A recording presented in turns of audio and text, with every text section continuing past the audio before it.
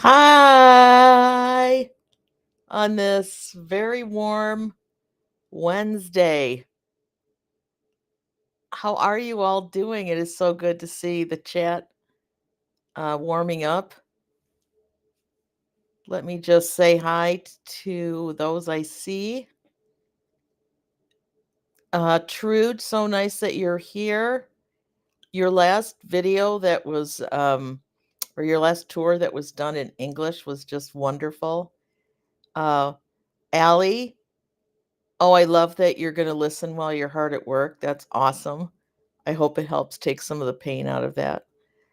Uh, yeah, we'll talk a little bit about the wedding, Robin, but good to see you. Hi, Mel, Andrew, and Chris, and Joe. Joe, that Dahlia that you sent a picture of was just stunning. I don't think I've ever seen one that looked that beautiful. I think we're good.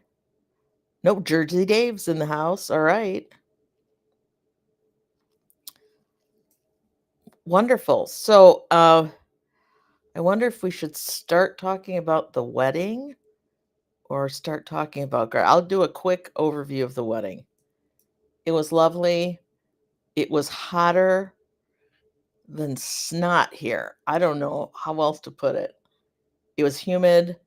It was hot. So I did a lot of the going inside the house and coming back out for more of the important moments. But a good time was had by all. Our caterer was incredible, and the biggest complaint we had the entire day was that people couldn't eat enough because the food was so good. So, I think that's kind of a win. Um, I don't know that I would not say it's easier to have it at your home. It was definitely more intimate. Having had done one at a, venue, um, it's a lot easier to write a check. Painful in different ways when you write the check, if you know what I mean, but, that's definitely a lot easier. And Mel, no, my son has not sent his video yet, and I'm going to, like, start being the squeaky wheel because he confirmed my email because I have several, so he confirmed which one he could send it to, and I've been checking because I wanna get that up and, yeah, kind of close out this little chapter, but it was great. The important thing was the bride and groom were thrilled with it, and, my husband and I slept, like, all day Sunday, I think. Which is, uh, I have a my hubby is like the Energizer Bunny, he never stops. So for him to wanna just rest and, relax for the day, I thought, "Oh, yeah, you are pooped." Um, but anyway, it was great, and maybe we'll do an anniversary party because that might be a little, easier next time. Yes, it went I and the thing was, it was more important for that it went well for the bride and groom, and so I was so happy. Oh, hi, Leanne. Welcome in. Um, so the nice thing is the garden is, like, immaculate right now because, of course, and I'm not even sure how many people toured the garden because, we were in tents. So that was kind of the coolest place to be. So I'm not even sure that anybody looked around. Bug Ben got some accolades, and once people heard the story, it was like they were very. Then all of a sudden, Bug Ben really became. He almost became a character at the wedding, so that was kind of fun. And what else? And our poor dinosaur. We have a T Rex that we used to have a T-Rex and a, oh, I knew that name would go for me because I was trying to pull it out. S Tyrannosaur. No, that's the T-Rex. Anyway, that one died last year. My husband made those for, um, Rachel's sister for her wedding because she's a dinosaur, crazy person, and T-Rex is, like, on he's really on his back kinda broke, his head looks like it's gonna fall off. So we're pretty sure this is our last season with our beautiful T-Rex, but he was done up in a bow tie for the event, so we tried to hide all of broken his broken wood. It's so funny, this was built out of plywood. They've been married, what, 7, maybe 6 years? Yeah, maybe 6 years. So it was built 6 years ago out of plywood, so it was never meant to be an outdoor, piece. But we thought, "Well, let's just put it out and enjoy it," and, he's gonna go. Yeah, it's not a brontosaurus. It was the one with the big fan around its head. Triceratops. There you go. Triceratops. Oh, yeah, you got it. Yes, Triceratops. And he died earlier. His head fell off. Because we made these from, the little teeny, like, balsa wood, um, things for little kids to put together. We just projected that on a big piece of plywood and, enlarged it. So these really weren't designed to, you know they were designed to be made out of balsa wood, not plywood. So anyway, hi, Margaret. Good to have you here. So anyway, I think that was the best stories from the wedding. So as I was looking at the garden, because again, right now it's like immaculate. There's like no weeds anywhere.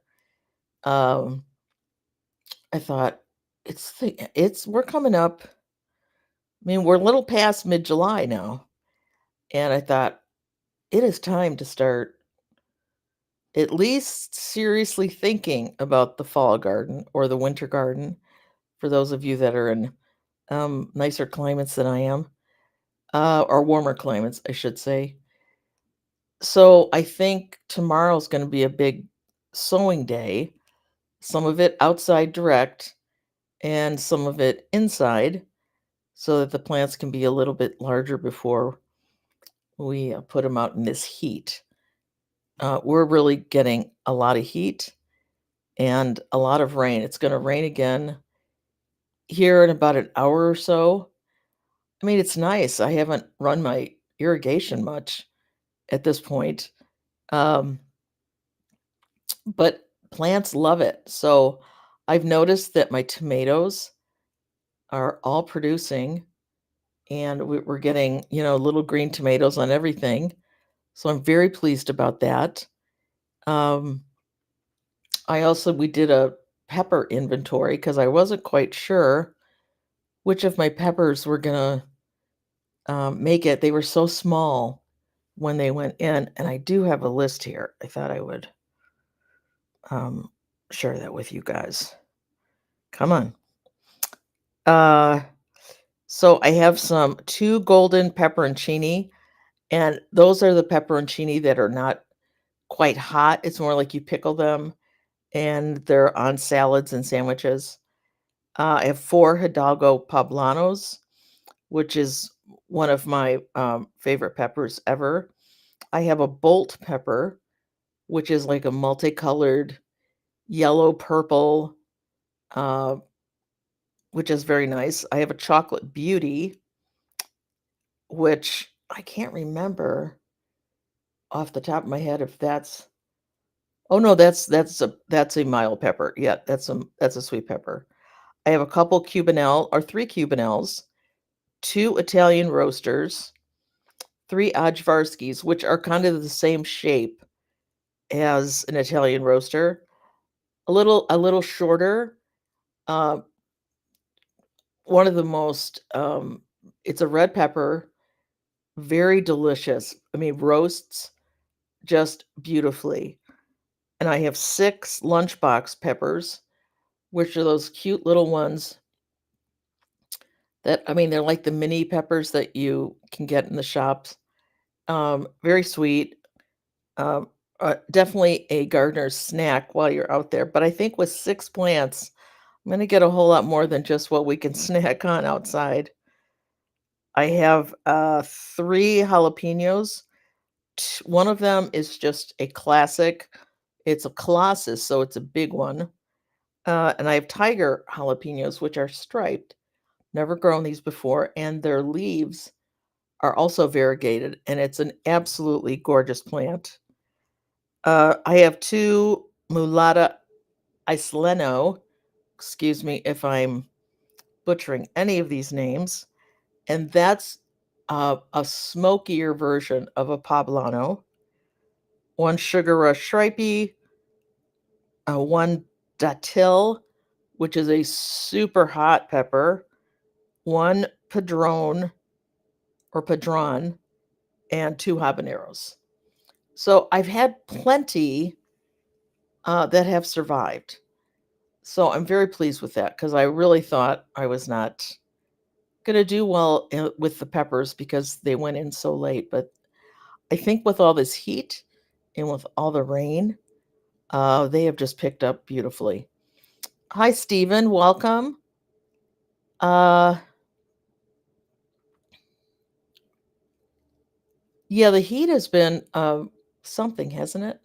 So anyway, as I was thinking and I was doing some inventory on this stuff, I thought, it's time to really start thinking about what I want to get in for the fall.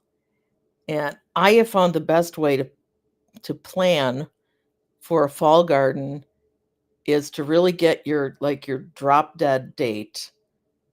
Uh, when certain things will just be killed by um, frost. And then I usually bump that up a week or two because this weather is so insane that oh, hi, Natasha. Welcome. Um, I bumped that up a few weeks because again, you never know. You could get a early frost. And then I add a couple weeks to the estimated days to harvest because as you know, as the sun gets less strong and shorter, it's going to take longer for these things to develop. And then I can figure out when I should start sowing. And many times, because it's a fall garden, I will start them even earlier than that just to uh, leave room for weather changes and fall Christmas. And wait, wow, you have no heat in Minnesota? Wow. I'm shocked there, Stephen, because you guys usually although I always think you're more north, um, it just seems like your weather really tracks with ours a lot. So anyway, so that's kind of how I figure out my dates for what I want to, like when do I want to start my peas for the fall? Because I find fall peas are just wonderful. I need to start fennel because I prefer to grow that into the cooler weather than into the heat of summer.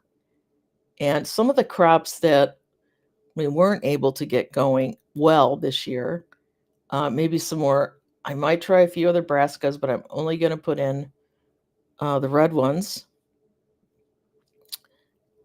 Uh, ones that are going to be more sustainable without having to worry about every little white butterfly that flits past. And I want to resow some flowers for the fall. Uh, wow. Okay. Steven's saying in Minnesota, they have not had one 90-degree day this year. I think you sent them all to us this year because we're having like yesterday was 90. Today's going to be no, today's only going to go up to like 82, I think, which will be, a cool breeze. Yeah. So Robin has a question. Let me pull that up. Do you feel they really love the nitrogen more than you think? I got pepper fertilizer that is high nitrogen, and it's really doing well for me this year. A Miracle Grow organic product. Well, I think for peppers, the plants can be so small, and they start producing. I mean, we got a couple lunchbox peppers off this maybe 6-inch uh, pepper plant, and I think there's some value in pumping it with a little nitrogen, which is maybe what this fertilizer is doing, so that the plant becomes more um, vigorous. And they'll still give you peppers, but if it's a nice vigorous one, um, so yeah, I think they do. I think anything that's getting their, I mean, that's how they pull their energy into them is through those leaves. So I would say, yeah, most fruiting things I think would appreciate some of that. Well, hi, Kevin. Welcome. The only problem I have with winter sowing is lack of light. Well, and I think that might be part of the whole winter sowing thing, right? Um, this year by far was my best winter sowing year.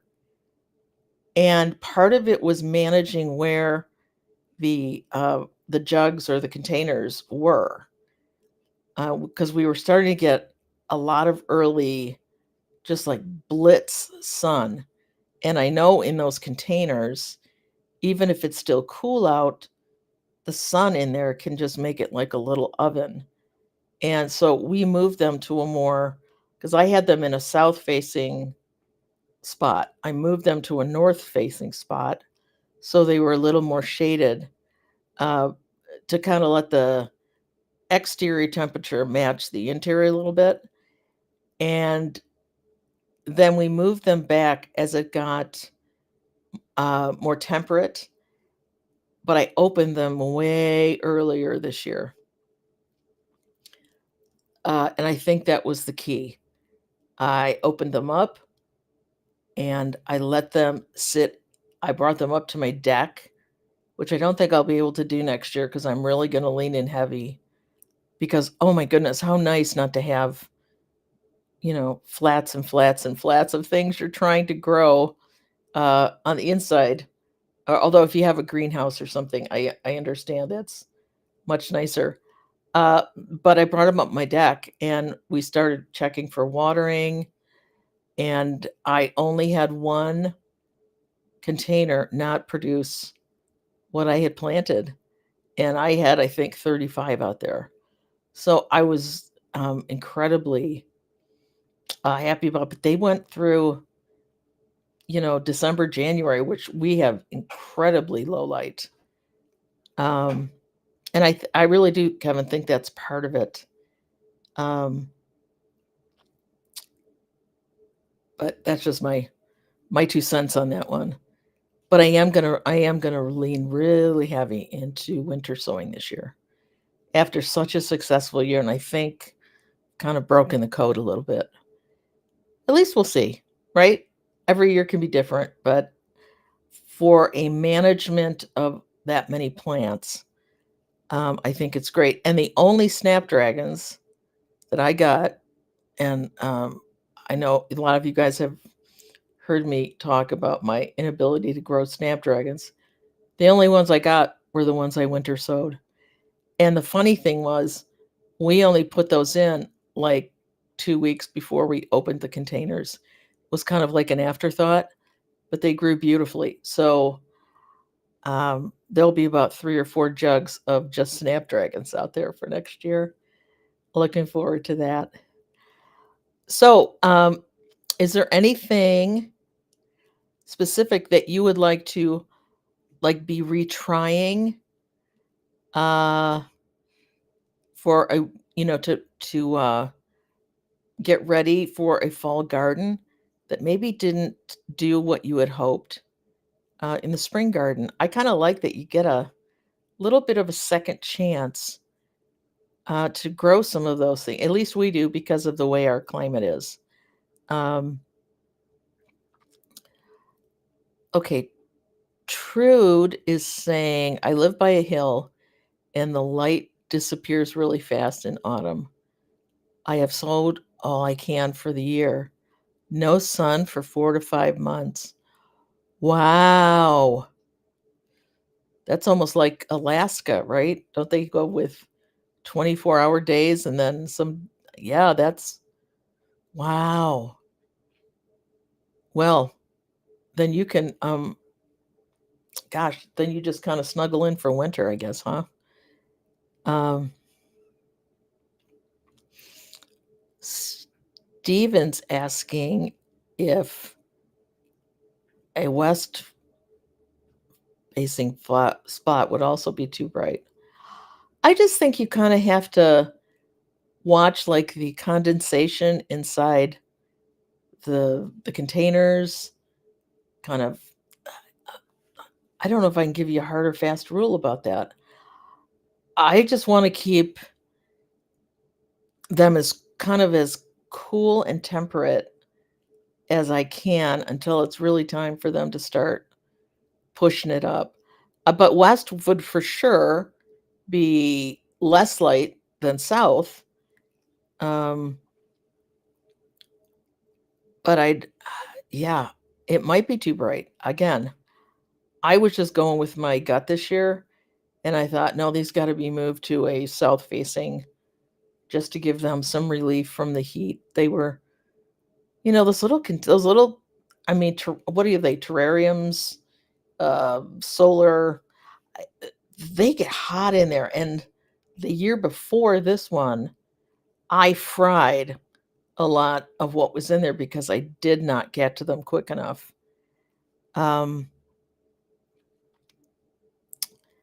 yeah, I think there's a lot of trial and error with this also, but I really feel like for at least for my garden, I feel like I broke a little bit of the code on how not to get them frazzled, fried, whatever, um, before it's time.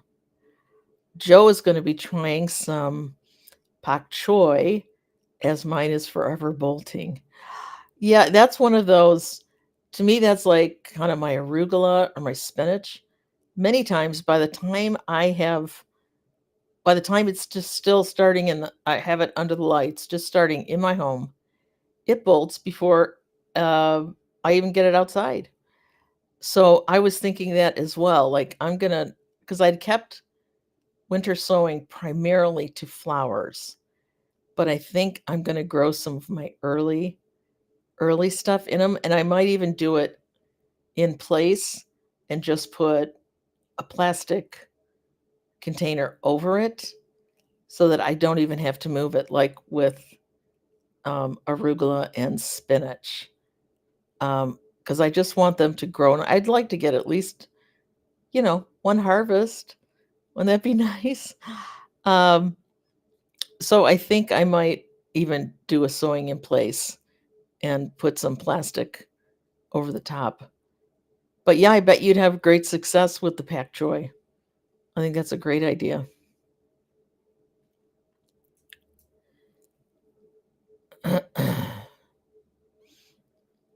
Oh, good. Stephen he was only successful with 4 broccolini plants, so this week I will start some more for fall. Yes, perfect. Because I think they will appreciate the cooling temperatures and the lower light, because that's kind of how spring is, right? And broccolini is so good. It's one of those, I think that's one of those like hidden greens that does not get enough press. It's so good. Robin resowed cabbage, hoping for a fall harvest, even if small. Second round of burlado sowed. I did more herbs. Yes. Need to do the peas. Yeah. Now I'll probably plant my peas in place, but I think I might not do that till like really at the end of July because this year in the spring, I've had my best pea year ever. Um, and our bunny, or oh my goodness, I'm realizing it might even be slugs that we are getting. we noticed on the wedding night when we were cleaning up everything, we had slugs like I've never seen. I'm guessing they wait till it's dark and they come out.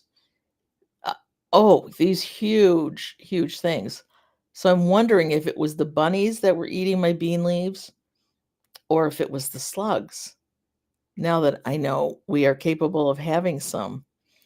Uh,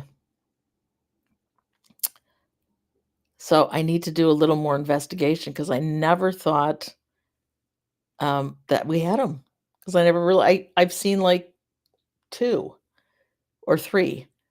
And then we flipped a bed recently, and I took out some of the I had some fabric bags, and when we pulled those apart, there were slugs in between the fabric bags. So I'm realizing, wow, I may have more um, slugs around here than I realize. Now, Trudy's saying there's sun in Oslo all year, only not where I live. I've sowed cilantro, beans, and pak choi recently. Beautiful. That's great. Isn't funny how we have like these microclimates even within, even if you're like my south facing bed that has the peppers in it is against a brick garage wall. So it's going to hold a lot more heat there than something that's just kind of out in the center of the garden, right? So,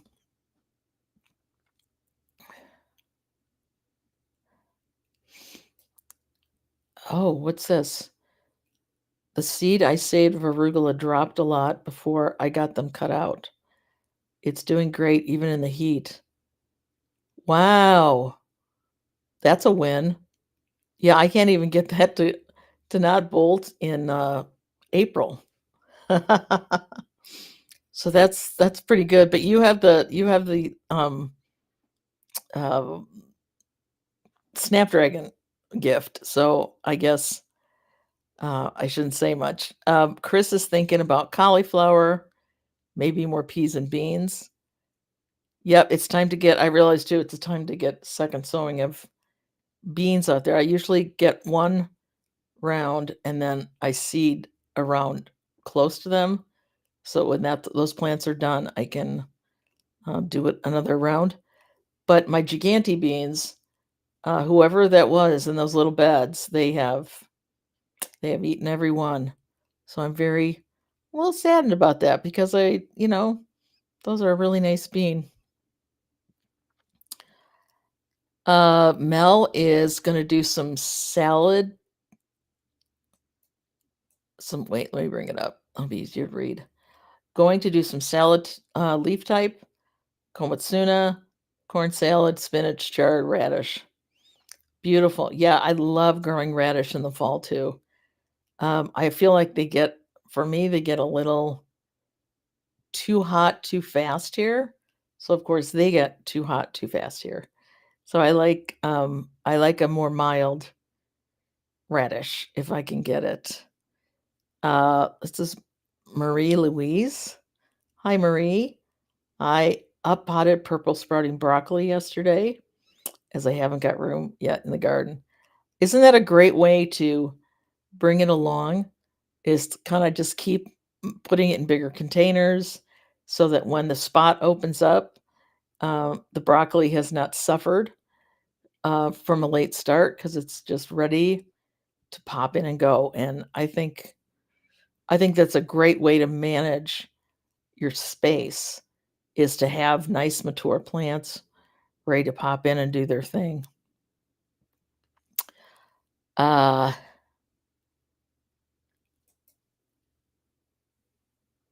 the type I grow are called all year and seem to do okay. Plus, they can stay in the ground over winter. Yeah. And I think that is such a lovely thing that if you're in the UK and maybe other places, even in the US, you can overwinter some things. The only thing I have discovered that we can overwinter here is Walla Walla onions. And I don't even know what I'm going to do with other onions next year because they did so well. And they're beautiful and they're large and they're tasty. And we put them in last fall and just let them do their thing.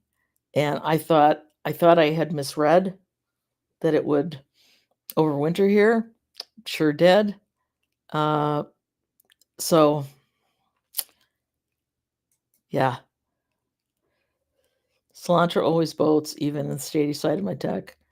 But on the 2 or 3 lowest deck steps, I can grow them in pots and they never bolt.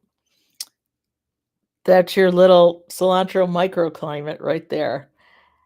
Yeah, it's amazing when you can find the space where they're just happy and they're getting as much sun as they need, they're getting as much shade, they're not, you know, ticked off about anything. So, yeah, cilantro is a little tricky to grow. Absolutely, and in this heat, I'm not even gonna,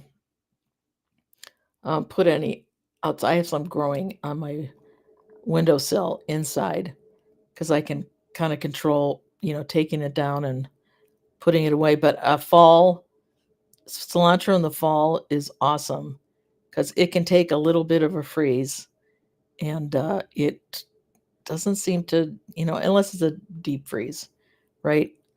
Um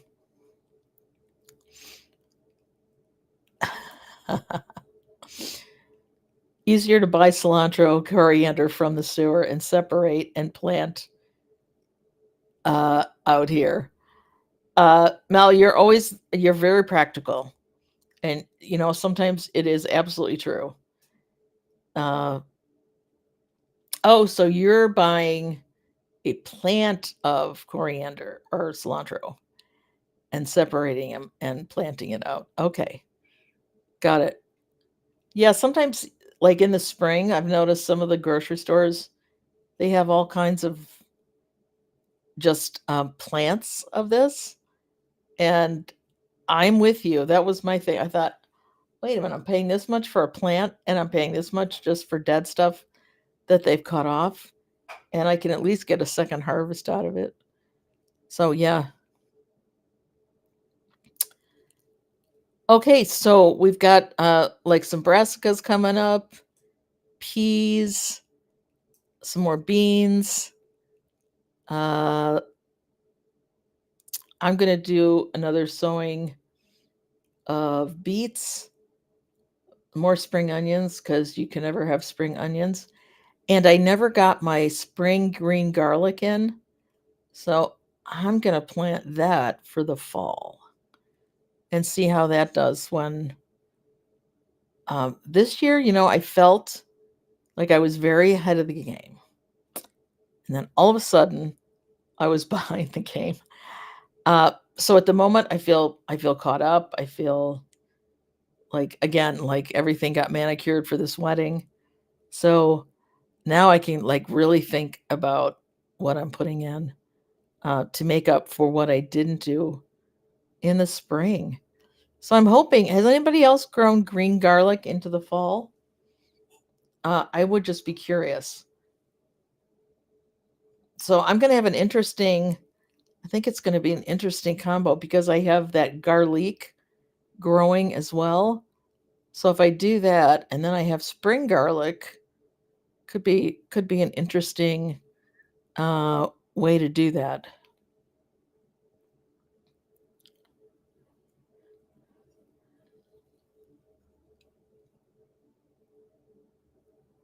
Let's see.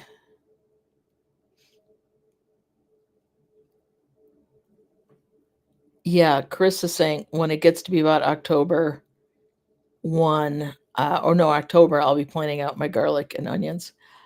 But this is a spring garlic, which is supposed to be more like it's going to grow like spring. It's going to grow more like spring onions, but from a garlic bulb. And Yeah.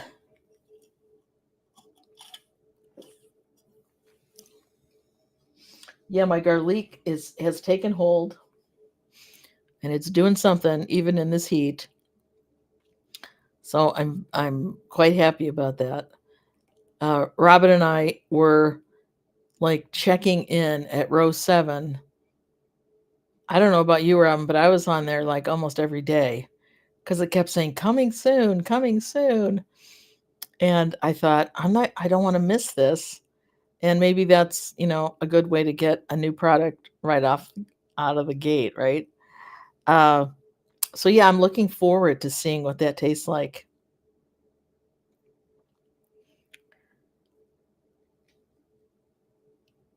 Okay, so nobody's done spring garlic in the fall. Okay, well, we'll see. Yeah, Mel. Uh, yeah, we'll chat again. Uh, yeah, I went every day. I was so excited about that. And I did grow their Beauregard um, snow peas, which were fabulous. So, yeah, great. Okay, so uh, what are you all harvesting right now? I think harvesting is always a good thing. My garlic is out and cleaned and dried. 100 and I'm going to say 150. It's more than that, but there's a couple of like really teeny squeakers. 150 regular garlic and 50 elephant garlic. So, a much more reasonable amount of garlic for me this year. And I think that's kind of around where I want to keep it. And I could even go, excuse me, down just a little bit. But we give so much away, you know. Anyway, and my eggplant are starting to look like eggplants. Tomatoes are getting filled with lots of little green tomatoes, which I'm very excited about. Oh, let me give a plug to Potty Mouth.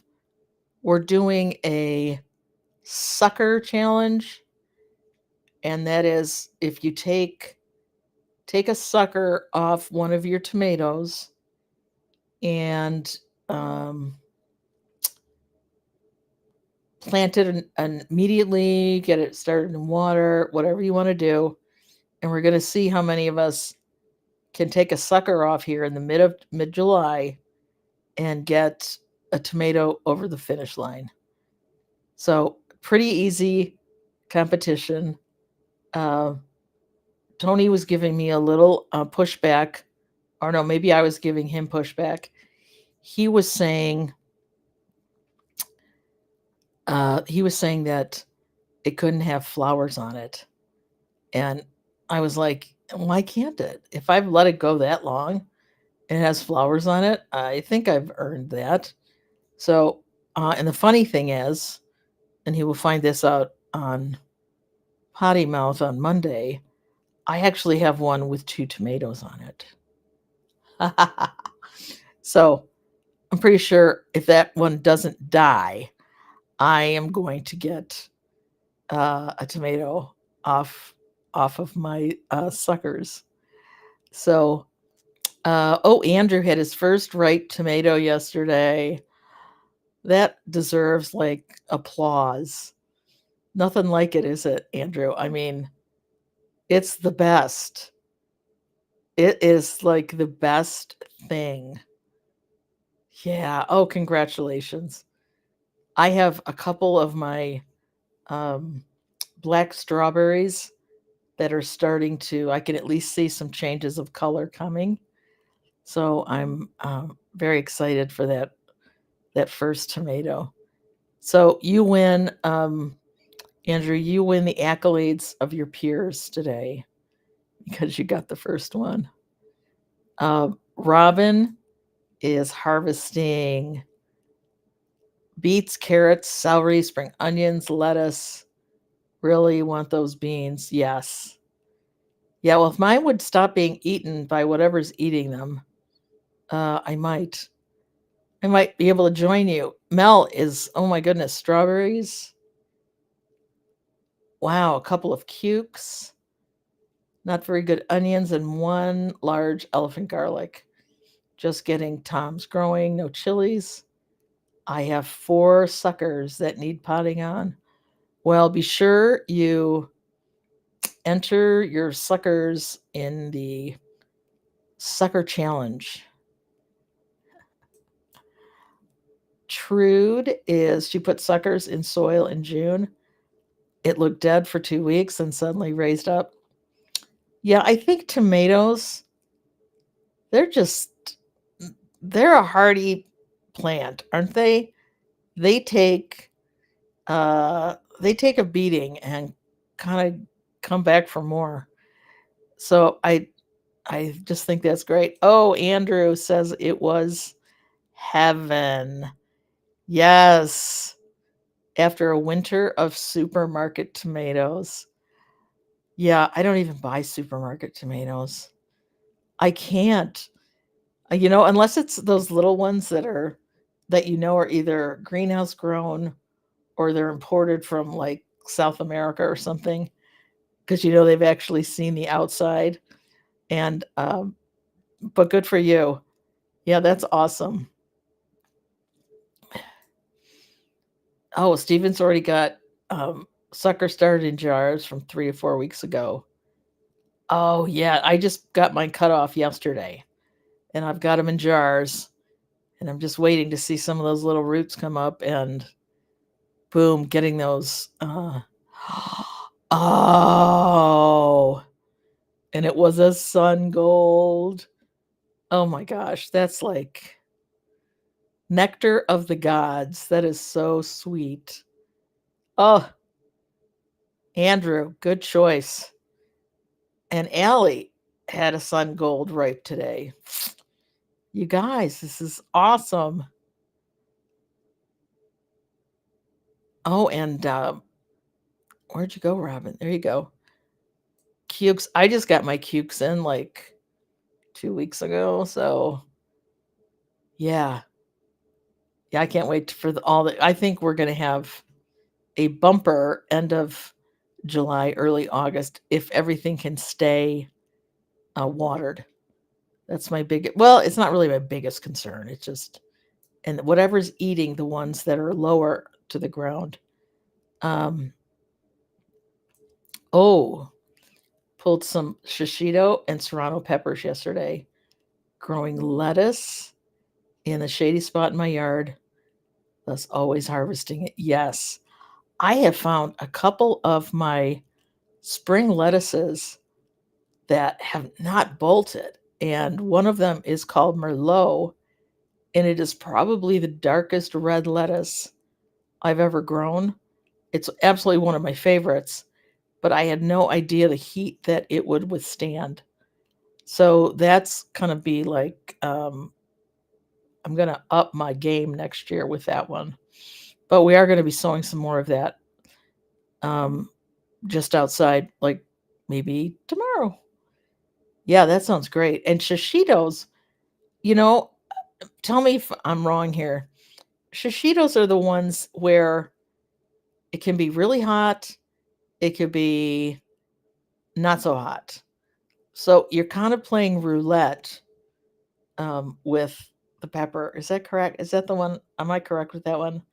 Now, Serrano, I know, has some heat to it. Uh, but it's the one where you go, is it hot? Is it not? And I'm more adventurous with heat from a pepper than my husband is. So I'd feel really bad if he was going to get one of the hot ones, because he likes a little heat. I've gotten him talked into a little bit of heat, but oh wow, look at you.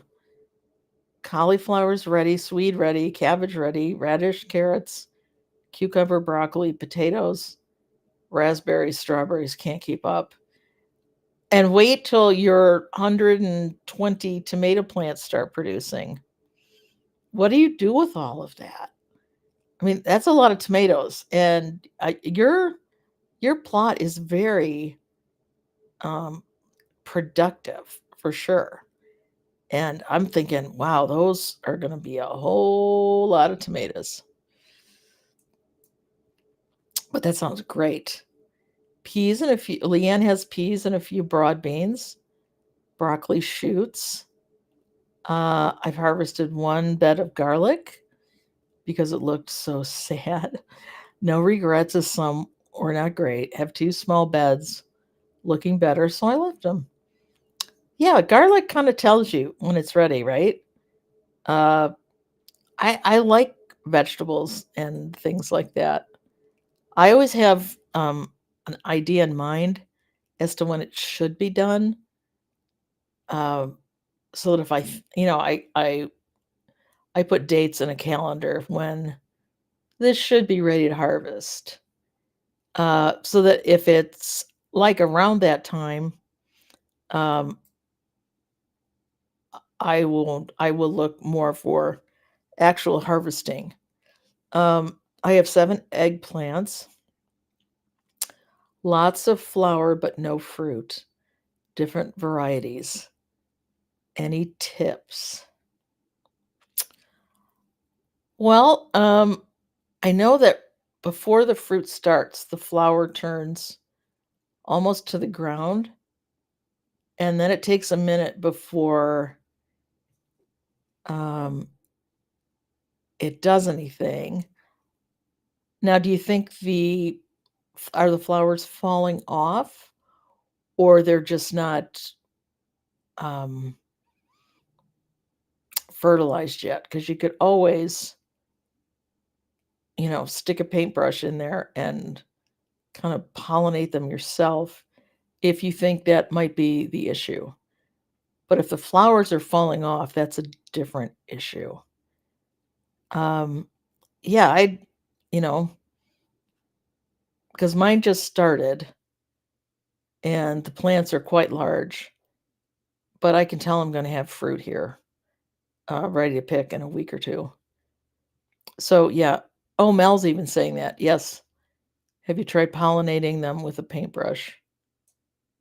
It's a little fussy, but it gets the job done. Um,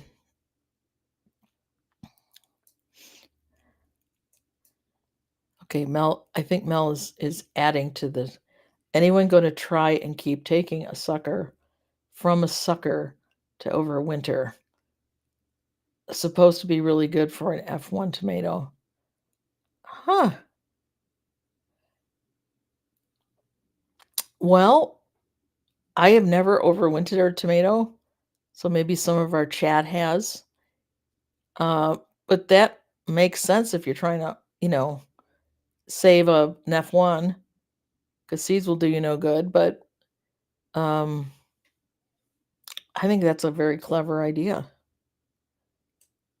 So we'll see what the chat has to say about that, Mel. Uh, seems this set.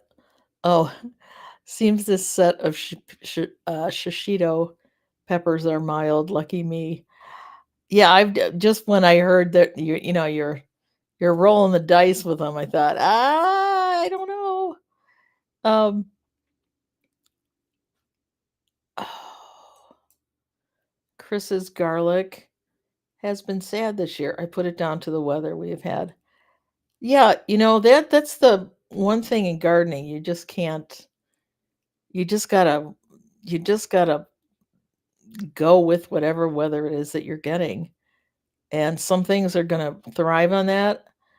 And some things maybe you just are not gonna do so well. So I'm sorry, because yeah, I'm sorry. I love a good our garlic harvest because you essentially plant it and maybe fertilize it once or twice during the year. That is it. I really do love. It's not a fussy crop whatsoever. You don't have to overthink what you got to do.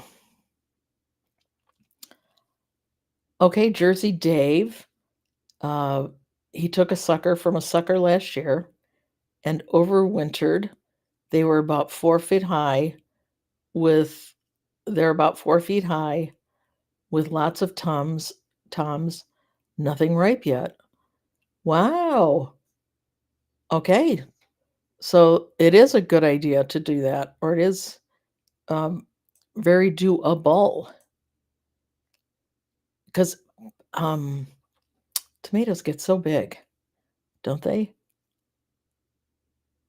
And Dave is also saying um, that the paintbrush, the flowers, if they haven't fallen off. So I think that's maybe your best bet. Uh, has anyone had any success with sweet corn? Uh, mine are going daft. So does that mean is that good or bad? I know daft is like silly or but I don't know if that's a good thing or a bad thing. My sweet corn was a little stunted due to the cold, wet spring. It started to pick up now.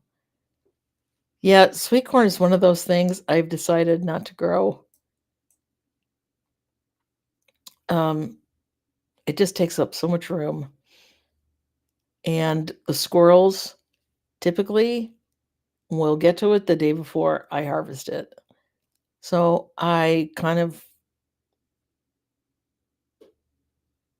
threw in the towel on that one. Oh, okay. I think my son Gold F1 is saved seed from last year. Wanted to see what happened. Well, and they say you could, get the mother plant, you could get the father plant, and you might actually get the F1 plant.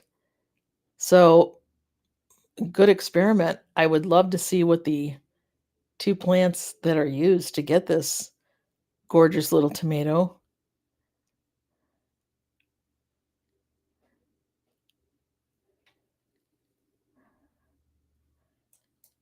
Okay, yeah, Mel is saying, I got told from Robinson's you could save seeds from an F1, but don't save the seeds from that plant.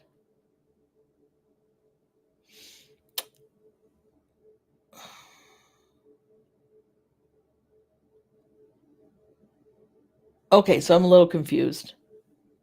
Um,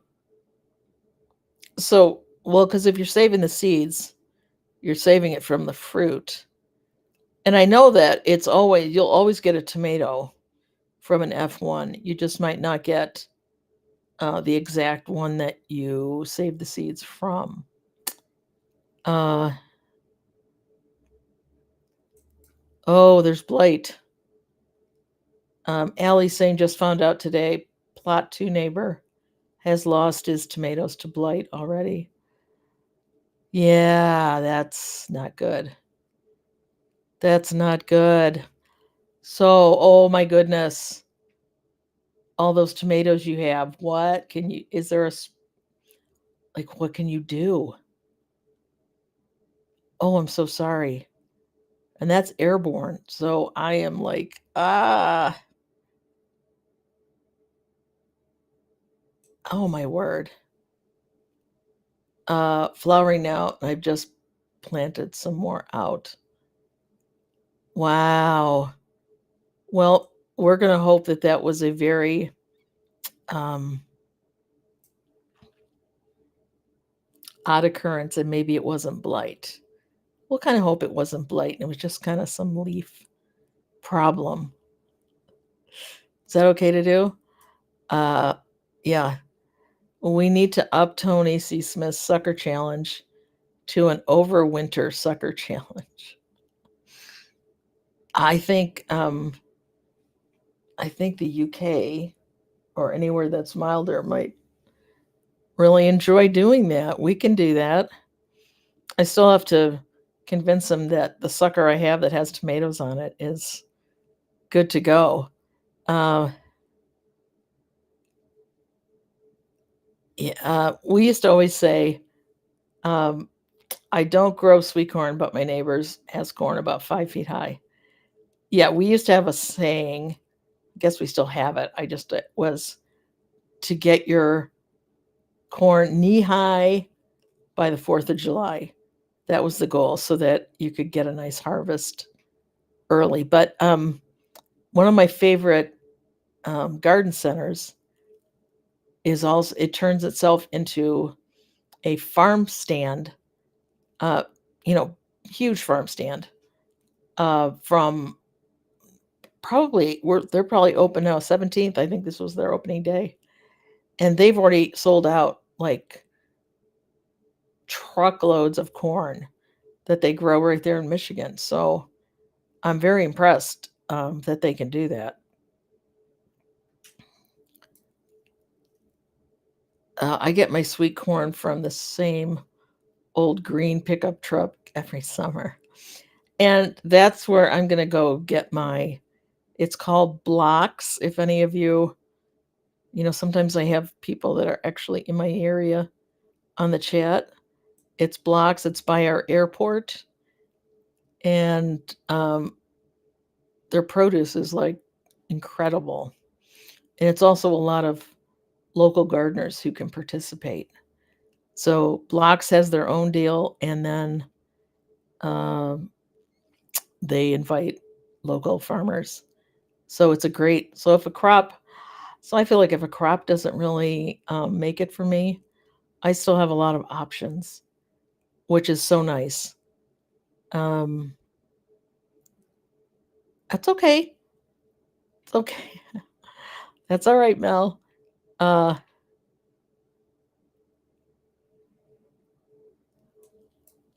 okay. Uh, Dave lost all his tomatoes last year, and this year I've gone blight resistant. Okay, so far.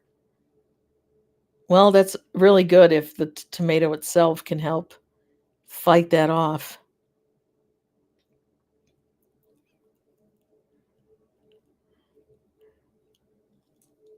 Hi, Charla. Welcome. Um, I have 4 Tom Suckers in water as I speak. You watch Potty Mouth? Yeah. Oh, good. Well, welcome. And yeah, let's see how this little sucker challenge goes. I'm kind of excited about it. So, I live a very uh, no, I won't say that. No, it'll be fun. It's nice when everybody gets competitive on silly things like tomatoes. So, so what's for this coming week, everybody? Do we have a game plan for uh starting anything?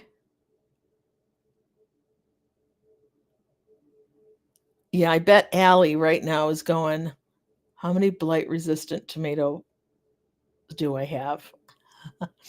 Yeah, that's you have so many tomatoes. Oh my goodness. That would be so tragic. That would be tragic. So maybe you better go snap off some suckers and see if you can save them. And you'll blow the potty mouth sucker challenge out of the water. Um, so anybody got anything big happening this week? Um, Still waiting for, like I said, I got a lot of my stuff in quite late because of the goofy weather. So it's probably time to I have little cages over um, some of my squash, some of my pumpkins, because I didn't want anybody getting in there and eating them. So I want them to be a little bigger and, um, more able to withstand some little varmint that comes in and tries to do something. Oh, Allie. Oh my gosh. Out of hundreds of tomato plants, she has one variety that is blight resistant. Oh, oh, mm. Well, that's a really good attitude to have. Um, try not to melt.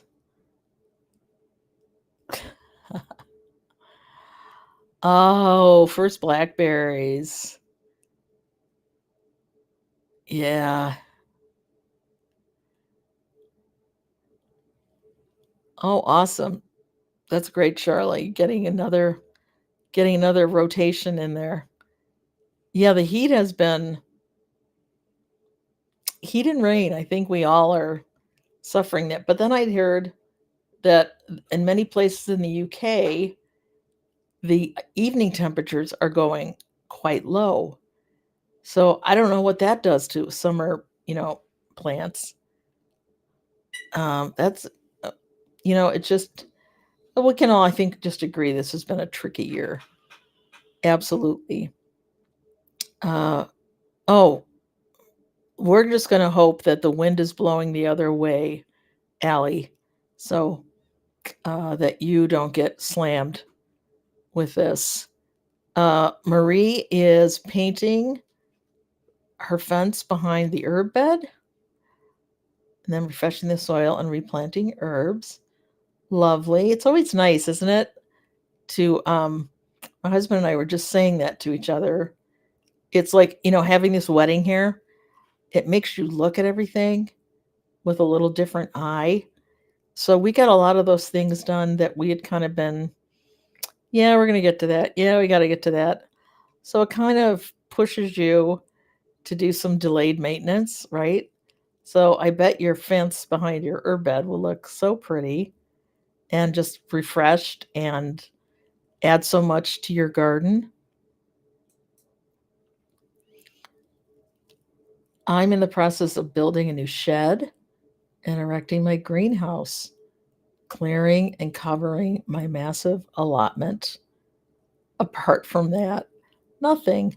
Yeah, wow, it just sounds like you're barely doing anything over there. Uh, yeah, wow. Oh, okay. June, I'm going to out you here. Remember how many times I say I'm going to have Wine Wednesday? This is my friend that I do that with. Uh, June is out of town right now, but I'm so happy she got to pop in. Her tomato plants are loaded with lots of green orbs. Can hardly wait for those to blush. I think we all almost wait with bated breath. Like, when do I get to have that first tomato off the vine? Because that's just the best. So, Andrew, we are trying to follow your lead here and get her. So, June, I hope you're having a great time and looking forward to you being home. No Wine Wednesday today. Junie's out of town. Uh, I'm having to find another area for my wildlife planting. Plot next to me has a horse. He's desperate to everything on my side. Just shoving the plants in. Oh,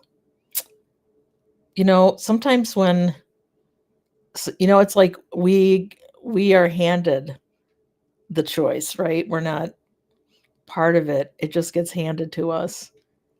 So I hope that all works out for you. And horses are, they could be ah, yeah, me too. It's okay. I still love you. You go ahead and do your stuff. Uh, let's see what. Oh yes, late start. Now blast heat scalded my blackberries, but thankfully we'll still get a bunch. Awesome. Well, I think that's the only way we can look at it with this kind of summer is we can do our best to keep the heat at bay, but the heat's coming. Leanne's going to be dehydrating more herbs. Yet mine are getting big enough now that I think I can start taking some harvest and doing the same. And keep blanching peas, getting those in the freezer. Okay. Well, we're a little over an hour today. What a lovely talk with all of you. So glad you took time out of your day to be here. And we will be back next week. Same time, same place, possibly a guest, possibly not. You know, it everybody's busy. So thank you again for being here.